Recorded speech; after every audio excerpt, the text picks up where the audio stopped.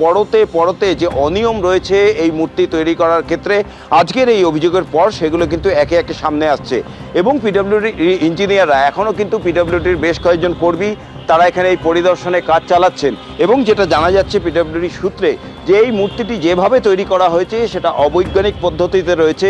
মূর্তির যে centre of gravity সেটা সঠিক নেই, যার ফলেই কিন্তু হাওয়ায় কিন্তু মূর্তিটি এই দুলতে শুরু করেছে এবং স্বাভাবিকভাবেই কয়েকদিনের মধ্যেই রাজ্যে বর্ষা ঢুকবে, ঝড় বৃষ্টির আশঙ্কা রয়েছে এবং সেই ঝড় বৃষ্টি হলে কিন্তু যে কোনো সময় এই মূর্তি বিপদ তৈরি করতে পারে, ভেঙে পড়তে পারে, এমনটাই আশঙ্কা করা যাচ্ছে এবং সেই আশঙ্কা থেকেই তাদের যা রিপোর্ট এই পরিদর্শন করার পর তা ইতিমধ্যেই জেলা শাসকের কাছে পাঠিয়ে দেওয়া হয়েছে।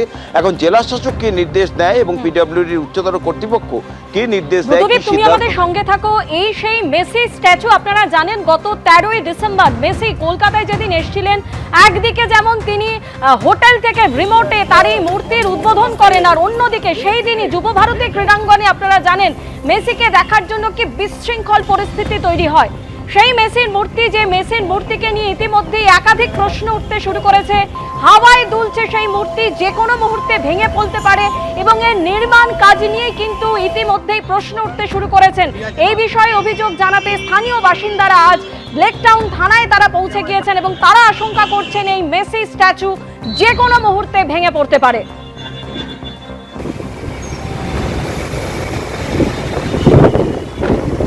সেই নির্মাণের ছবি আপনাদের সামনে তুলে ধরছি। মাটি থেকে ঠিক যে জায়গায় আপনারা দেখছেন কিরকম গর্ত হয়ে গিয়েছে বিভিন্ন জায়গায় এবং এখানেই কিন্তু মেসি স্ট্যাচু রয়েছে।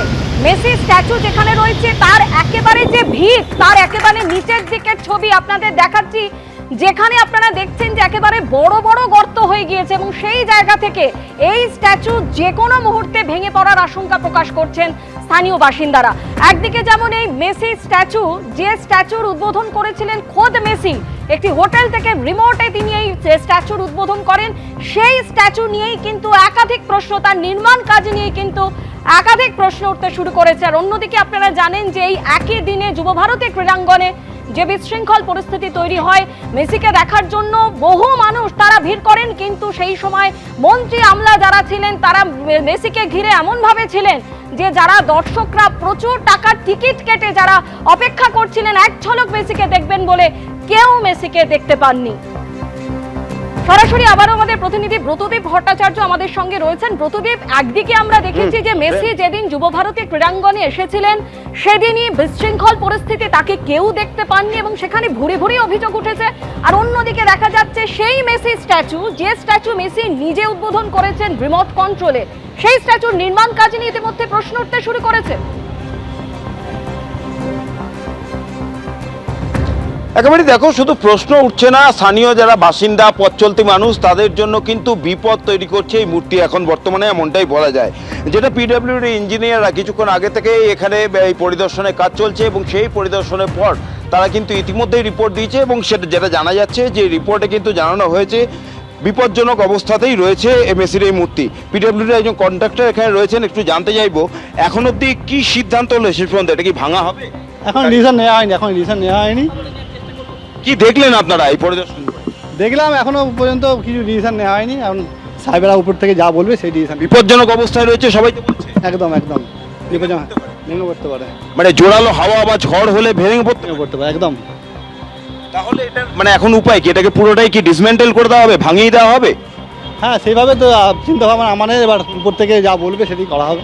মানে যেটা অভিযোগ পাওয়া যাচ্ছিল যে যেভাবে তৈরি হয়েছে অবৈজ্ঞানিক পদ্ধতিতে তৈরি হয়েছে, সেন্টার অফ গ্র্যাভিটিটা ঠিক নেই, তা কি? একদম যার জন্য তো হাওয়াতে দুলছে। আচ্ছা, ঠিক আছে। কংক্রিটটার কি অবস্থা? কংক্রিট বেস তো দেখলাম ঠিকই আছে, উপরে স্ট্রাকচার গন্ডগোল আছে।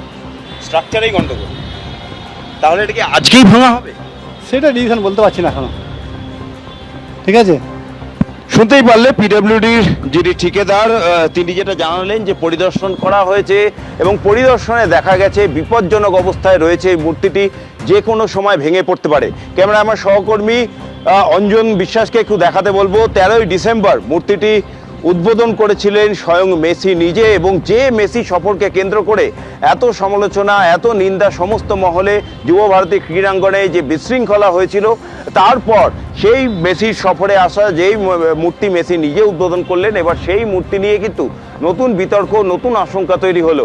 একদম লেক টাউন মোড়ে বিশাল উঁচু এই স্ট্রাকচার করে মেসির এই মূর্তিটি তৈরি করা হয়েছিল এবং যার উদ্যোক্তা মূলত ছিলেন প্রাক্তন দমকল মন্ত্রী সুজিত বসু।